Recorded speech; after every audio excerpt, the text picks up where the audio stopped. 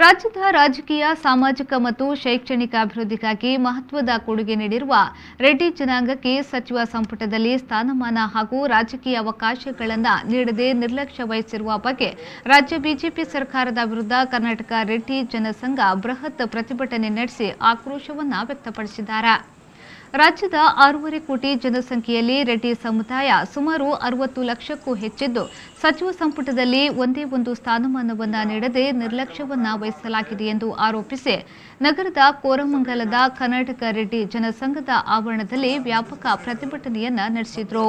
ಕರ್ನಾಟಕ ರೆಡ್ಡಿ ಜನಸಂಘದ ಅಧ್ಯಕ್ಷ ಎಸ್ ಜಯರಾಮ್ ರೆಡ್ಡಿ, ಉಪಾಧ್ಯಕ್ಷರಾದ ಎಆರ್ ಶಿವರಾಮ್, ವೆಂಕಟ ಶಿವಾರೆಡ್ಡಿ, ಪ್ರಧಾನ ಕಾರ್ಯದರ್ಶಿ ಕೆಎನ್ ಕೃಷ್ಣಾರೆಡ್ಡಿ, ಜಂಟಿ ಕಾರ್ಯದರ್ಶಿಗಳಾದ ಸದಾಶಿವರೆಡ್ಡಿ, ಕೆಎಂ ಕೃಷ್ಣಾರೆಡ್ಡಿ ಮತ್ತು ಖಜಾಂಚಿಯಾದ ಚಂದ್ರರೆಡ್ಡಿ, ಆಡಳಿತ ಮಂಡಳಿಯ ಸದಸ್ಯರುಗಳು, ಸಹ ಸದಸ್ಯರುಗಳು, ವಿಶೇಷ ಆಹ್ವಾನಿತರು, ದಾನಿಗಳು ಹಾಗೂ ಕರ್ನಾಟಕ ರಾಜ್ಯದ ರೆಡ್ಡಿ ಸಮುದಾಯದ ಪ್ರಮುಖ ಮುಖಂಡರು ಪ್ರತಿಭಟನೆಯಲ್ಲಿ ಭಾಗವಹಿಸಿದರು.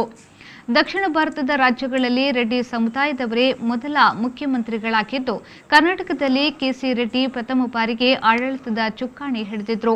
ಅಂದಿನಿಂದ ಈವರೆಗೆ ರೆಡ್ಡಿ ಸಮುದಾಯದವರು ರಾಜ್ಯದ ರಾಜಕೀಯ ಹಾಗೂ ಶೈಕ್ಷಣಿಕ ಅಭಿವೃದ್ಧಿಗಾಗಿ ವಿಶೇಷ ಕೊಡುಗೆಯನ್ನ ನೀಡುತ್ತಾ ಬಂದಿದ್ದು, ಯಾವುದೇ ಸಂದರ್ಭದಲ್ಲೂ ರೆಡ್ಡಿ ಜನಾಂಗವನ್ನ ಯಾವುದೇ ಪಕ್ಷ ನಿರ್ಲಕ್ಷ್ಯ ಮಾಡಿರಲಿಲ್ಲ.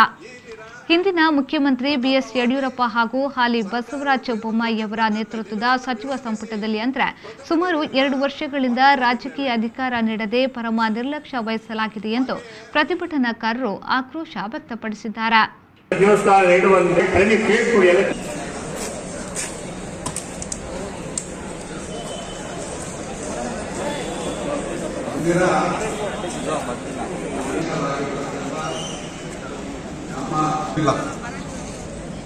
ನಮ್ಮ ಬೇಡಿಕೆ ಇದೆ ಆಗಿದ್ರೂ ಸಹ ಅದರ ಬಗ್ಗೆ ಗಮನ ಹರಿಸದೆ ಬೇರೆಂದು ನಾವು ಈ ದಿನ ಪ್ರಥಮವಾಗಿ ಸರ್ಕಾರವು ತೆಗೆದುಕೊಂಡಿರತಕ್ಕಂಥ ನಿಲುವನ್ನು ವಿರೋಧಿಸಿ ಪ್ರತಿಭಟನೆಯನ್ನ ಹಮ್ಮಿಕೊಂಡಿದ್ದೇವೆ.